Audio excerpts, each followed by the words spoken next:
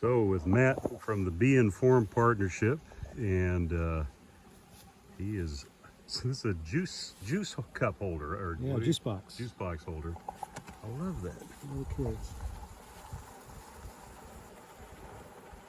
Just basically trying to find some larvae and eggs and sealed brood, a little bit of everything, and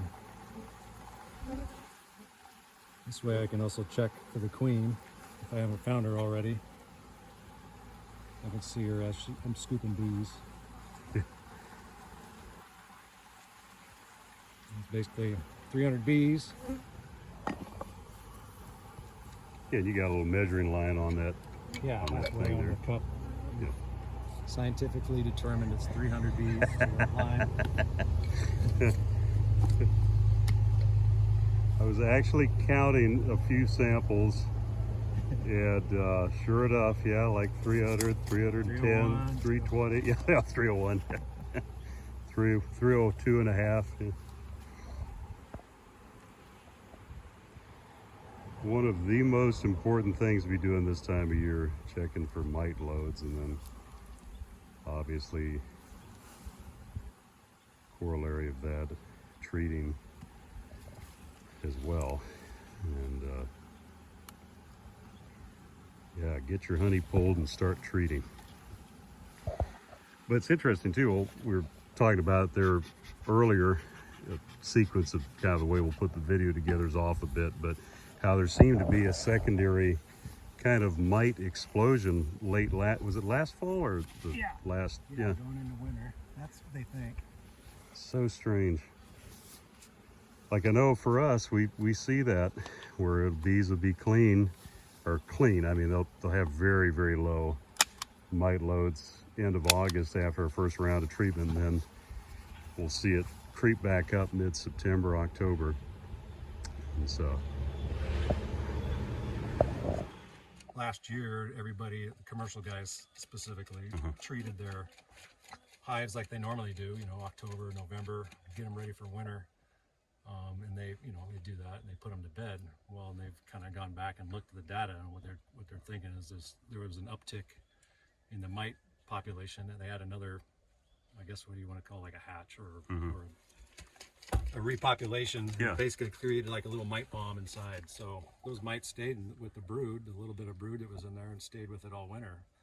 So bees come out in spring, instead of going out and picking up these mites, and then gradually the population builds up. Population's already there, and so it really hammered a lot of the bees. I know that we've seen for the last 3 or 4 years a really interesting thing, and that is the bees, our mite loads will dip after our August treatment.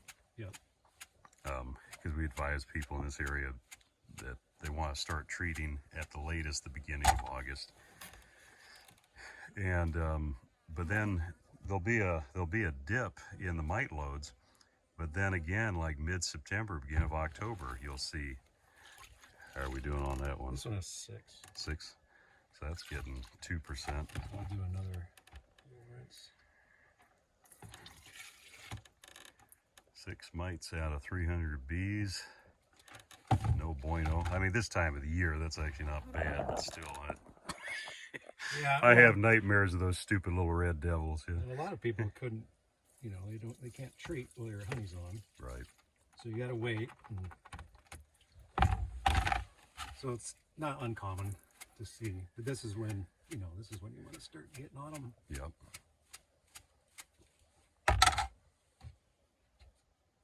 So just the 6. Yeah, it's a nifty. I could show you a picture. Let's see what that looks like. 2, 6.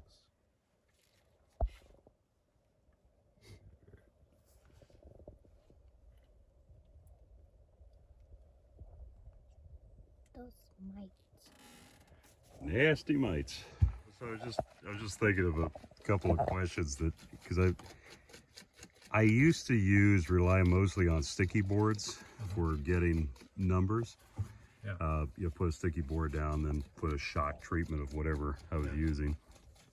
but I like the alcohol wash. And what would just some tips for people who may, because I mean, think about for myself about how easy this is to do, and yet it actually took me becoming a part of the BN4 partnership to actually start doing it. And so what are some tips that you can give people who may have never done this before to maybe make it a little less intimidating? Or well, the biggest part, and because I belong to a hobbyist club too, you know, commercial guys, I don't want to say they're used to killing bees, but you have to kill bees to get an accurate mic jet. So you're always going to be doing 300. Hobbyists don't like to kill their bees. Right. I mean, I don't even like to, I like brush them off the side, and you know, I remember when I first started, I'm trying to rescue them from, they fly out in the winter. I'm like, come on, get back in there. Yeah. But you can't look at it as you're killing bees. You're killing 300 bees. Basically, you're saving, you know, 80,000 by doing mic checks. You don't do a mic check. This is the most accurate way to find out in a snapshot, as long as you're taking the sample from the right frames and whatnot, of what's going on in your hive. And if you don't do it, and you decide, oh, I'm going to try to do a mite check one day, and you go out there, it's going to surprise the crap out of you. You'll have a mite bomb in there. Yes. And then you're way behind the curve. So it's pretty easy. You just got, you know, a lot of people, like I said, don't like to kill their bees, but this is going to save all of your bees in your hive if you keep doing this. And once you get the, you know, you can kind of talk to a mentor or talk to somebody that's, you know, experienced and say, okay, now what do I do? I have a mite problem. So that's the biggest thing I would recommend. And those mite checks that we were talking about earlier that you can buy at the store and whatnot, those are great. I mean, whoever made those, I mean, that was great. Before, we used to teach kind of like basically what we're doing here, that we'd strain them and put them in a jar. You know, you could do it on your own or whatever. But those mite checks, that makes it even that much easier. Now, I like this setup too, though, because I mean, you can get these Tupperware containers for like a couple of bucks at Walmart, right? Just wash tubs. Yeah. The biggest expense, I mean, these are kind of expensive. I can't remember how much it was on Amazon, but maybe $30 or something like that. Between 30 and 50 bucks. I mean, stainless steel, but you know. But you look at the replacement cost of a hive, right? Exactly. So here we got just two mites. Cool. So, for people who, once again, may have never done this before, you're sampling how many bees and how are you measuring them? Basically sampling 300 bees. And so, and then you just take the number of bees that you sample divided by 300. And so like a 3% tolerance is, you know, is okay. So that'd be like 9 bees per 300. You're saying, or 9 mites. You're saying, well, that's okay. We like to do it at even less than that. You know?